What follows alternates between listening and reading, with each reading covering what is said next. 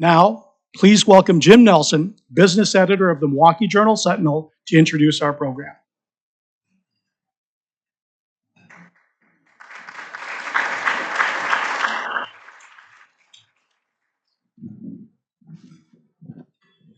Good afternoon, everyone. It's my pleasure to be here. Hi, Dave. It's my pleasure to be here without my business editor hat on. I'm here as a music fan, and I'm here as a fan of the Milwaukee music scene in particular. But I'm also here with a bit of thanks for the Rotary Club, the Downtown Rotary Club, because many years ago, you guys sent me as part of a group study exchange team to Brazil with Downtown Club member Dave Carter, who I don't believe is here, which is probably for the best because he would roast me to no end. Anyway, thank you for that. It was a life-changing experience, and I've never forgotten it. So I really appreciate that. Here's to Rotary.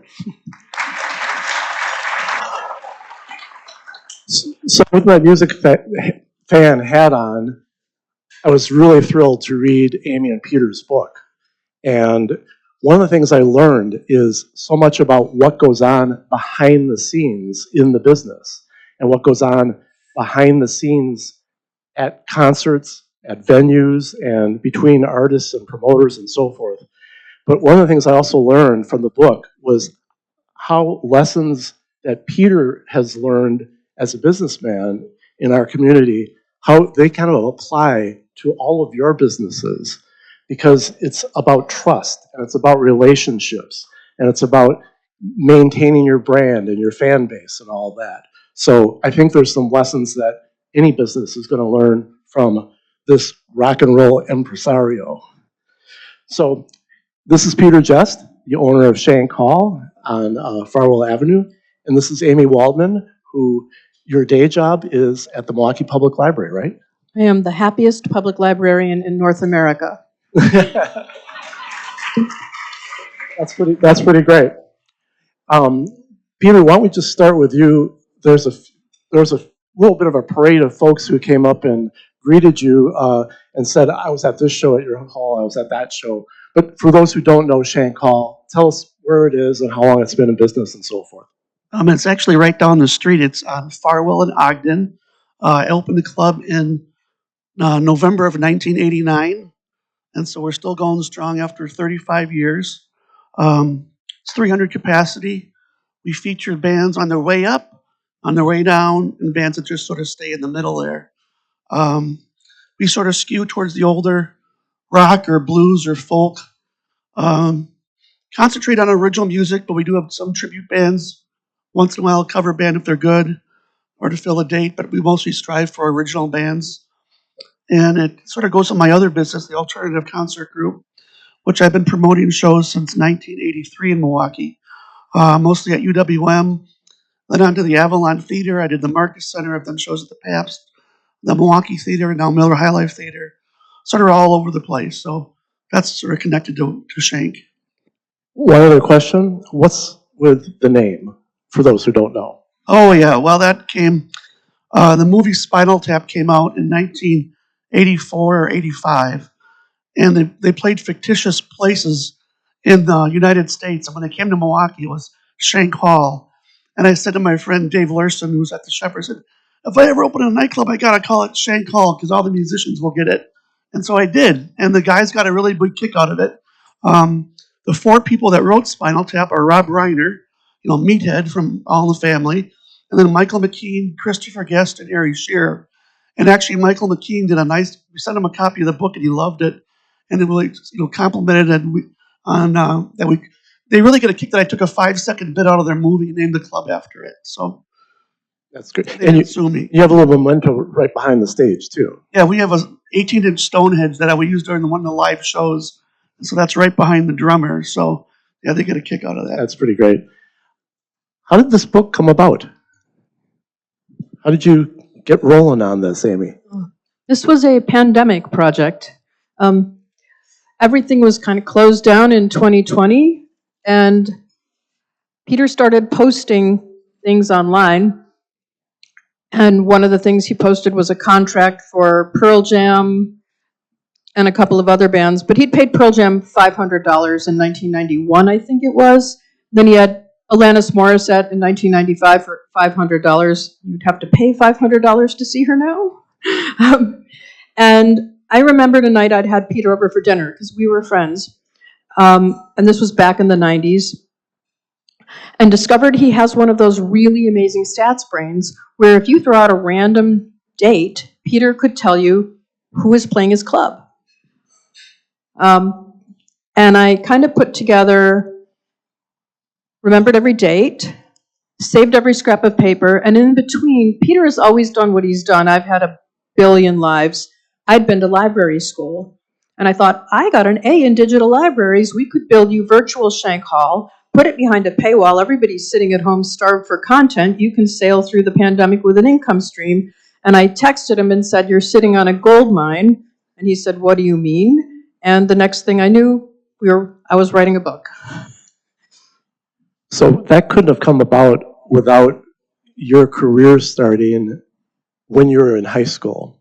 And those of us of a certain age remember what it was like when we had WKTI. I'll throw that out there for a minute. There would be fifth caller wins concert tickets or whatever. Peter, how many times did you enter those contests, and how many times did you win? I think I won, Amy, you counted, what, 1,200? It was more than 1,200, yeah. Contests. Did y'all hear that? 1,200 call-in radio contests? So I would win all this music libraries. As a 14-year-old kid, I had the Beatles library, like Bob Seger, America, all WZMF, WQFM, WOKY, WLPX, get KTI, gave away stuff. And since I was a Sentinel carrier, I'd get up at 4 in the morning, and no one else would be listening at that time, so I'd win. I'd call in. But you had a way of gaming the system too. Yeah, Give it up. Back in the day, anyone who works in radio knows they have 4 or 5 lines, and all the radio stations would have the 799 would be the media exchange. It'd be like for WKTI it would be 1194. So if they would ask for the fifth caller, I'd call 1199 because that'd be the fifth line that would roll into them. And they never caught on to it. No, no one ever caught on to it. Well, they did have rules about how often you could win. So Peter would win, and Peter's friends would win, and Peter's cousins would win. And he knew which stations were which. But I need to shout out to Peter's parents here for all of this, because his whole family is very traditional. They're all in health. His dad was in engineering and sales, and the rest of the family all is in healthcare. Everybody went to work, everybody got a paycheck, and then they had this weird outlier kid who was doing this stuff that they did not understand, but they always supported. So if you won a prize at a radio station, you had to go and pick it up. His parents drove him to radio stations. He's winning contests at 12. He's winning concert tickets. His parents are driving him to and from concerts. He ran a business in high school. He would buy blocks of tickets and resell them. His dad let him use his credit card, and he always paid him back before the bill was due. So without the parental support and the parental trust, we might not be sitting here today, and that's a big deal. So if any of you guys have a kid who's a little, kind of different, just remember this. And it goes without saying, but you're a Milwaukee guy. You've always been a Milwaukee guy. You were telling me a little while ago you've never lived anywhere else. And you probably could have worked in any market, right? Why'd you stay here? Yeah, I've lived every day of my life in Milwaukee, and I didn't really want to go for another job because I just turned 60 and I didn't get married till like 13 years ago, 12 or 13. She's not here, so it doesn't matter. And so, she's going to watch it online. So I sort of stayed close to my parents to do stuff, and so I could have gone to other jobs, but I love this city and always been in the city, so I sort of wanted to stay here. And like some of us, it seems like you've saved every concert ticket stub, every backstage pass, and so forth. Amy, how did that help you, the treasure trove, or whatever the hell it was, how did that help you organize your book? Oh, it was essential, because I would be writing about something, and he would hand me a file. So I saw all the concert files, the photos. I would ask about maybe a story or something or a name. It was hugely helpful in constructing the story. And a really important decision that you as the author made was to write this book in the third person. Can you talk a little bit about that decision and how that made for, at least in my mind, I think you agreed, a more interesting read? Why did you do that? Well, at the bottom of it, it was kind of a selfish decision because I basically tried to write the kind of book I like reading about this, which is about somebody who's done something that's really interesting and different, and to figure out like how did this happen. So I like to find out if I open a book, I want to be sort of put into something like whoa, and then, but not for too long, and then go back and find out like where did this come from and how did we get here. And that was a really good way of doing it. Third person also, and maybe feel free to disagree, I feel like it's more hospitable. I think it gives a reader more room. And there's the writer writes, but the reader reading, you want to leave enough room for the reader to be in there. And you know, it's an exchange. So that was part of the decision. It also gave me, or gave other voices the chance to be heard. So it was Peter's, this happens, but then in here, and this is what happened, this is where Peter experienced, but here's what Peter didn't know was happening over here. And those voices are also in the book. And I think if I would have wrote it, it would have gone from nonfiction to fiction. So. Speaking of fiction, let's talk a little bit about your career at UWM and how that launched your career. Tell us what you were up to at UWM. This is sort of embarrassing being the business people here, but I actually failed business and economics. And I went to school for 7 years, accumulated 26 credits with a 1.6 grade point average. I ended up only taking bowling, weather maps, underground caves, because after the first semester, I put all my energy in bringing concerts to UWM, and I formed my own student group, the Alternative Concert Group. And you had to be in school to be a student group. You had to be a student group to promote concerts. So I sort of used UWM as a way just to do concerts there. And I brought Iggy Pop there, Jane's Addiction twice before they fought with each other and broke up. Living Color, Arlo Guthrie, John Prine, Sam Kinison, who's in the book. But I did a lot of acts there over from 1983 through 1990. And I figured, well, I better get out. They're going to eventually kick me out of UWM. What was your first show? Oh. I need to break in here. You need to read something. I just realized this is a golden opportunity because I'm sitting in a room full of leaders, and the one thing that I really would love to see out of this whole project is for Peter to get what he deserves from UWM, which is at the very least an honorary degree and possibly a real one. And I am going to read a paragraph from page 36. All right. His lackluster performance in the classroom didn't attract any attention from his professors, and the idea of sitting down with an academic advisor to talk about what he was doing never occurred to him. Had it, it's possible that Peter could have continued what he was doing with an independently designed cross-disciplinary major. Peter's work putting together shows combined elements of business, economics, sociology, psychology, and communications.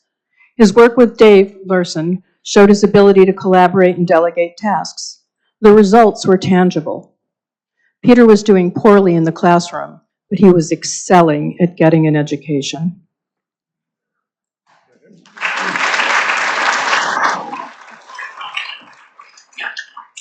First show you booked at UWM? I was Spyro Gyra. I booked for 2 shows on a Monday night, March 7th, 1983. and everyone thought back then, well, I was about, a little skinnier, and had braces. So I was like this 98-pound kid with the briefcase half my size and braces running around.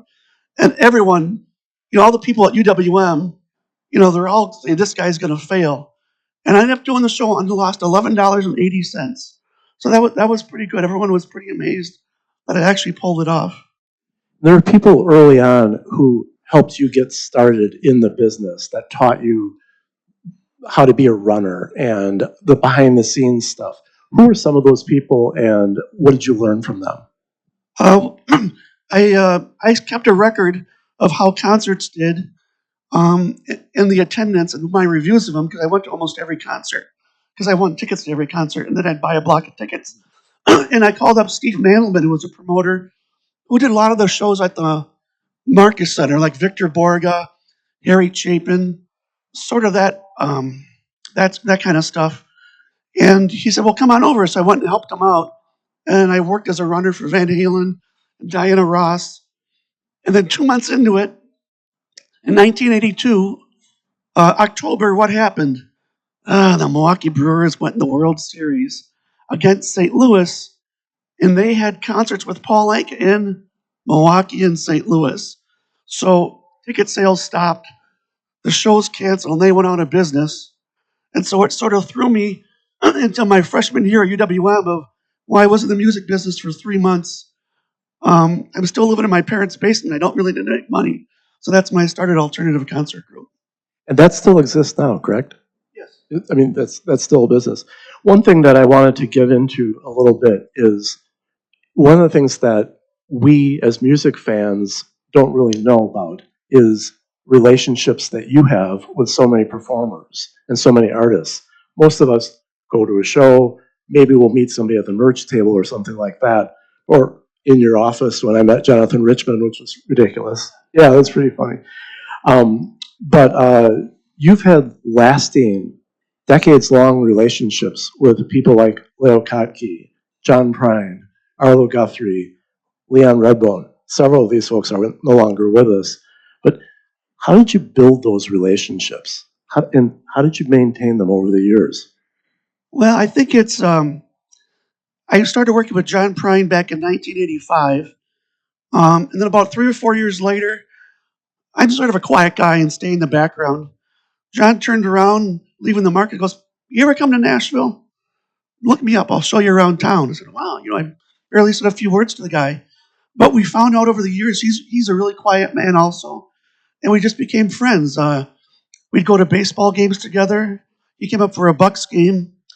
We'd go to a Cubs game, a White Sox game. And when I went down to to Nashville to see the Predators game, I got tickets at the Glass and just got to know him really well. And it's in the book that he told his agent, Peter Jest is my only promoter in Wisconsin, and I don't want to hear anything else of it. And I didn't know that. I mean, I did all of his dates. I just didn't know. But that's the way it was because we had a good time together. And Arlo Guthrie the same way. Back to Prine for a minute. One of my favorite parts of the book is, I think it's a picture, right? A pic of, yeah, and note that he wrote, thanking your mom for something. Well, John always has a sweet tooth. And at the end of the show was what he'd eat. Sometimes it'd be meatloaf, then it was shredded beef enchiladas. And then you'd always have a backup in case that was bad. It would be a pizza. So at least, okay, the shredded beef was good. The meatloaf wasn't good. At least I got a pizza. But he also wanted cake and ice cream, and he liked yellow cake. And yellow cake was hard to find. And I told his tour manager, well, my mom makes yellow cake. And so for the last 20 years, every time he came to town, my mom would bake him a yellow cake that we'd eat afterwards. And the last picture in the book is John's last album, The Tree of Forgiveness. He signed a copy to my mom that says, Dear Kay, thanks for the cake. Love, John Prine. And that's how the book ends. That's awesome. But that also, those relationships factor into the book because some of those musicians and artists you were able to speak with for the book. Who did you interview? Who were some of your favorite interviews that you got? Wow. I think every time I interviewed somebody, I was so grateful, and so a lot of them were my favorite interviews. I did talk to Arlo Guthrie. Leon Redbone was gone, but his piano player, Tom Roberts, was really helpful in kind of giving me a picture of Leon and who Leon was, so I could bring him to life in the book. I talked to Leo Kottke, and I got to watch Leo Kottke, and that was really helpful. I'd seen him perform before, but seeing him do a sound check, and that's in the book, was really, really instructive. And, kind of getting to watch Peter interact with the artists. Trying to think of, I talked to Fiona Prine, and speaking with, so many people. A book is really, really a collaborative effort. There's a very solo part of it, but there's also, when you're doing something like this, it's almost a party. So a lot of people helped make this what it was. And one of the things that really meant a lot to me was your relationship with Arlo Guthrie. And tell us about how many dates have you booked with Arlo? He's now retired, right? Yeah, he's retired. In fact, we were up in New Hampshire for a family thing, and I emailed, "Hey, you mind if I stop by?" He goes, "Stop by, spend the night." And so me and my wife spent the night at Arlo's ranch out there in Massachusetts, which is really, really cool to be there where everything is. But yeah, I've done 100 dates with him, probably all through Wisconsin and some in Illinois. He said the same thing. I said, I only want to work with Peter in Wisconsin. He gets it. He gets me. I don't have to worry about anything. And it's not, and John, it's not always about the money. Not that I didn't pay him fairly, but that, sometimes people might have offered him more money. They didn't care. It wasn't like a lot. If it was a lot of money, I'd say go take it. Like one time, he got a big offer from Maritime Days, and I said take the money, but make sure you get paid. One thing, And he did, and he marched off to the trailer because that had some issues. Maritime Days, and I said, make sure you get paid, and because I knew it was happening. So, but I digress. But yeah, I've done about 100 dates with him, and yeah, we just had a good time. Again, the one time, I think it's in year. I'm a big sports fan, and Sundays it's hard for me to move the house. It almost has to be on fire to move me from watching football. And the Packers were playing the Minnesota Vikings, and I was doing a run of Arlo Guthrie dates. Milwaukee must have been on the Monday, and I get a call right before kickoff.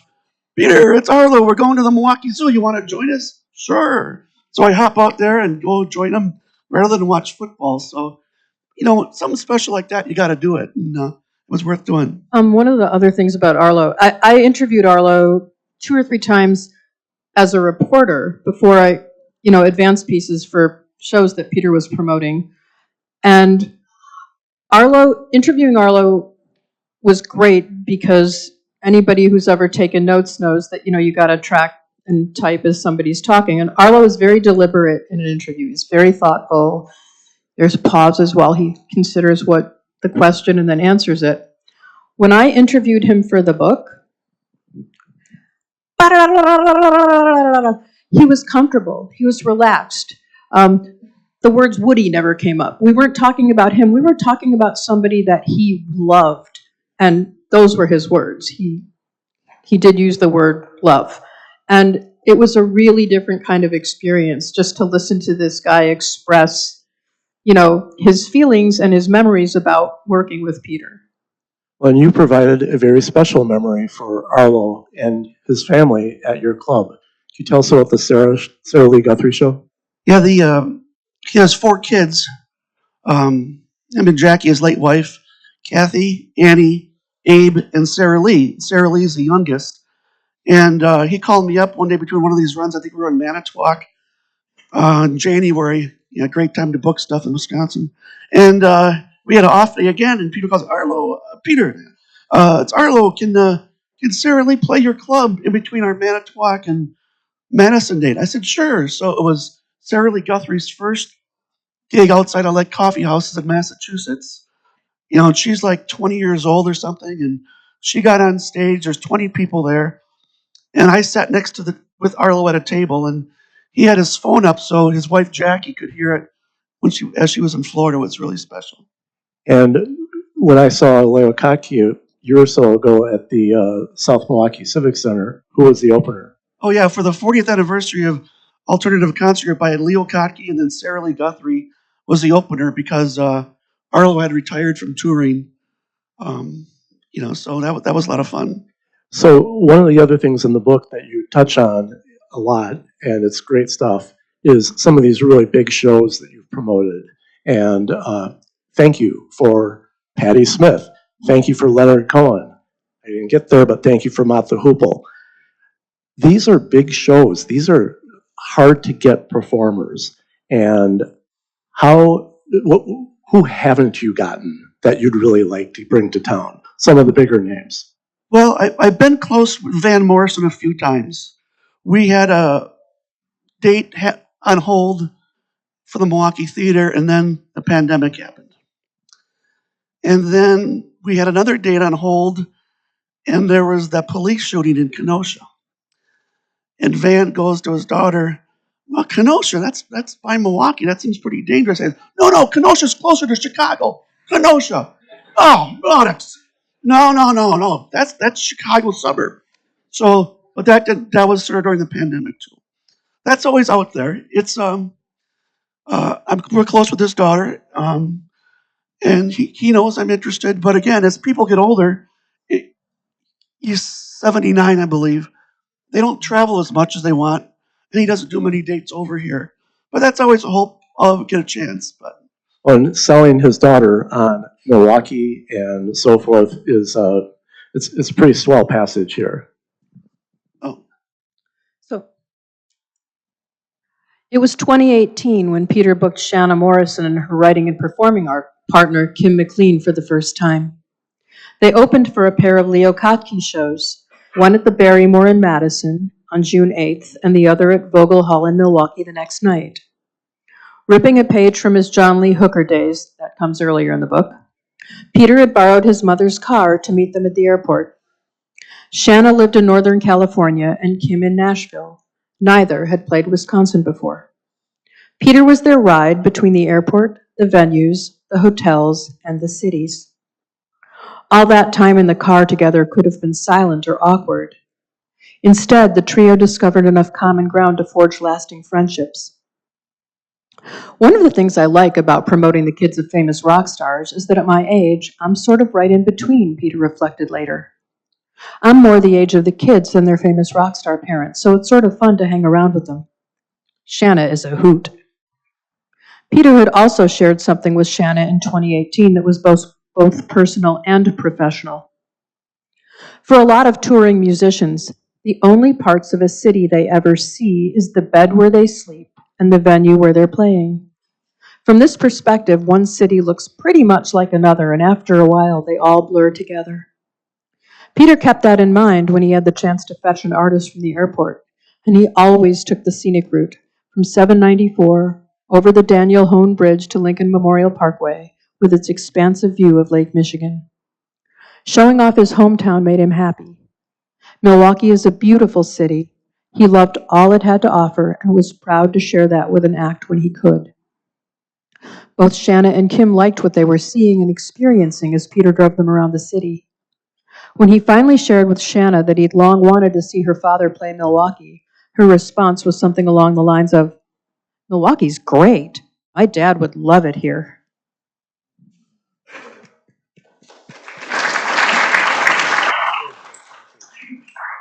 So another way that you interact with artists is sort of at the personal level. And let's talk about the Patti Smith visit. First time in 38, I was going to say 37, 38 years. And how'd that day go? And tell us about the scarf. yeah. Well, I was doing all the shows like with John and Arlo, and this, so I've been doing it for 42 years. So for 30, when I was 10 years ago, it'd been 32 years, and I worked real hard to get Leonard Cohen to Milwaukee, and that took a lot of plugging. On Milwaukee's great, you love Milwaukee, and I beat them down to this, and all right, we're gonna do Milwaukee and not Columbus, Ohio. And after that, it was okay. Who else hasn't been here in a while? And it was Patti Smith. And she hadn't been here in 38 years either, so I kept working on trying to get her and get her. Finally, because she does a lot of European shows and not many in the States. And finally, I got a date and was able to work at the Miller High Life Theater. And we had, I think you contacted me about, since she's an author, about getting her at the press club to do an appearance over there. Sign a plaque and to be honored at the press club. And then you piggybacked on that. And Yeah, we made it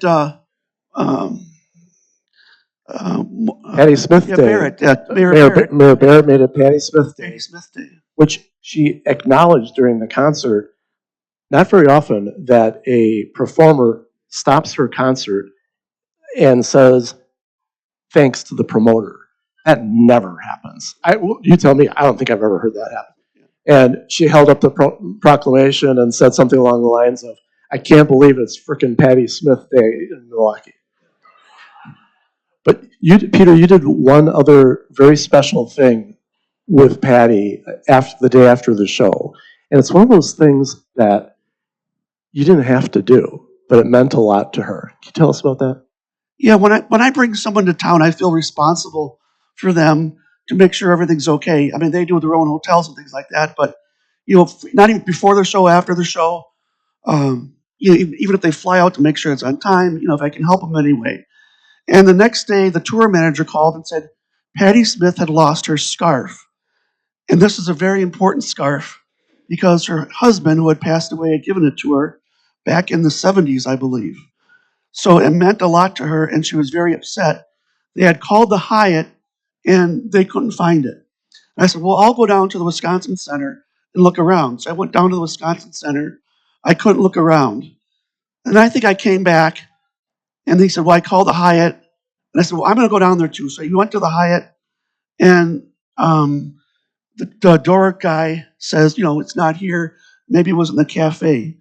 And so I asked her to please check the bar area, the cafe, and she came out with the scarf.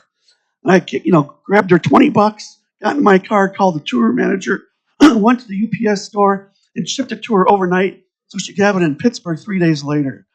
And it's something that I think, as an independent promoter, I do.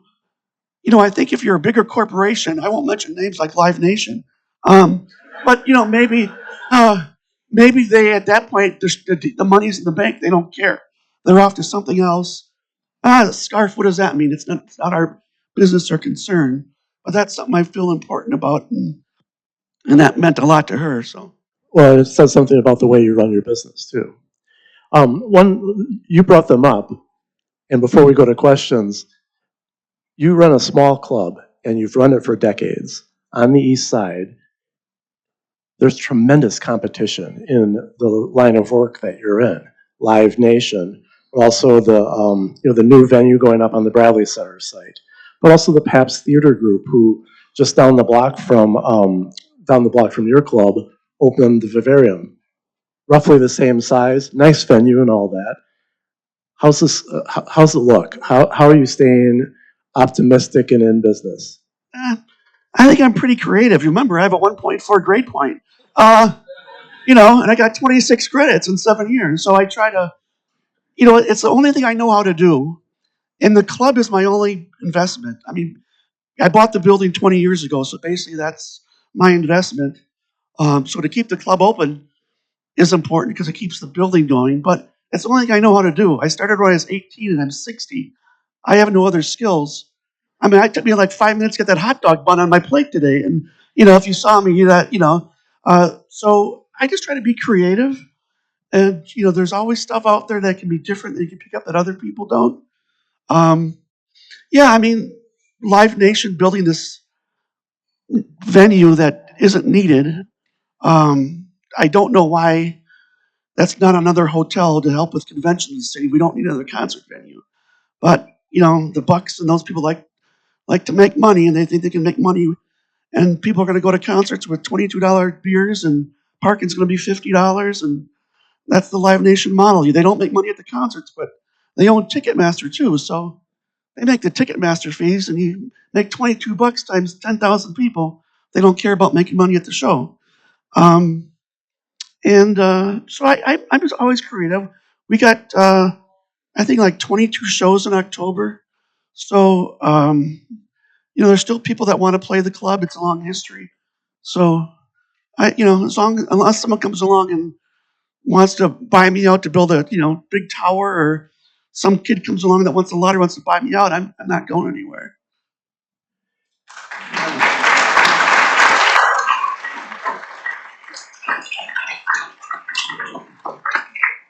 For those that have some questions, the microphone is there.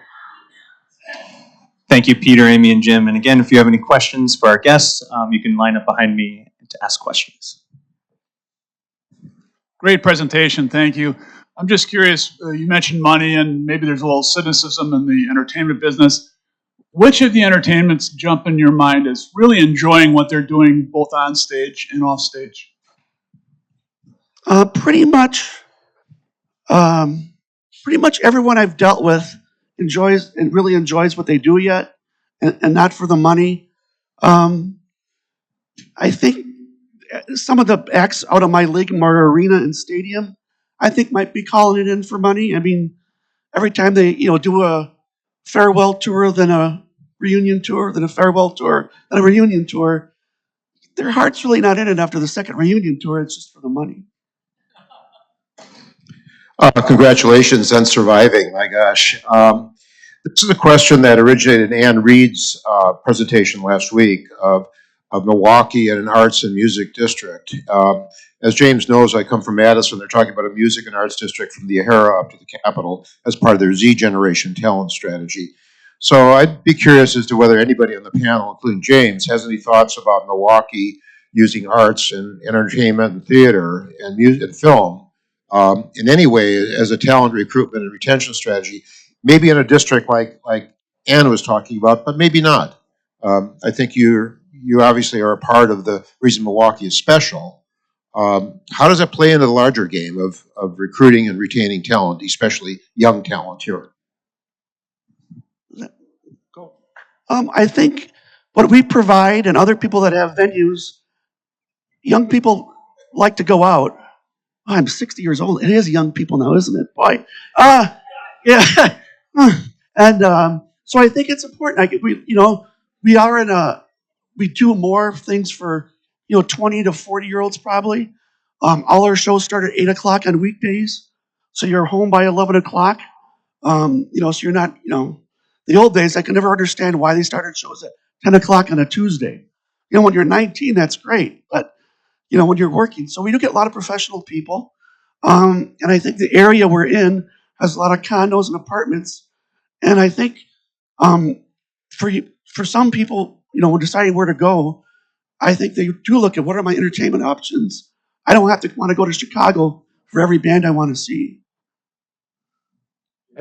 I just think we have a great music scene in this city, and from smaller clubs, but also, let's not overlook Summerfest. What Harley has done the past 2 summers right out here. It's, with all these corporate offices and businesses relocating downtown, thousands of jobs coming downtown, that's, I think, a pretty valuable selling point for people who want to go hear live music. And there's such a great variety too. It's, it just runs the gamut. And I was just going to say at different levels and different price points too. So, I mean, you can always find something that is going to fit with your budget and your time frame. And I think we're really, really lucky to have that. It's a fun business that you're in. You get a lot of stories. You end up collaborating with other places, like in Chicago, the Beat Kitchen, to bring in people from outside of the country and try and get people to come in when you're looking at smaller, as a smaller venue? Not really collaborate, but work together. A lot of times I'll see someone's playing Chicago and try to ask if they have a date on either side. And sometimes that works. Sometimes it's already booked. A lot of times agents and bands just go from Chicago to Minneapolis, like to Denver, and then like to LA if it's like a short tour. Someone that's never been to Milwaukee was Paul Weller from the Jam and the Style Council. And I was holding the Pabst Theater for this past Monday. And for 2 years I tried. I kept going, giving them more money, giving them more money. And, which is a terrible way. You should never book your favorite artist, by the way. That's a terrible business decision. But anyway, they were in Chicago on Sunday, and they just said, well, we got to do Minneapolis on the Monday, because then it's a one-day trek to Denver, rather than play Milwaukee on the Monday and then be a 2-trek day to Denver. So sometimes that hurts, but sometimes it helps getting stuff. But we talk a lot. I mean, I do rent the Pabst or the Riverside from the Pabst Theater Group people. I do stuff at the Rave. I do shows in Madison at the Barrymore Theater. And I talk to other theater people around the state to see if anyone's working on something. Thank you, Peter, Amy, and Jim.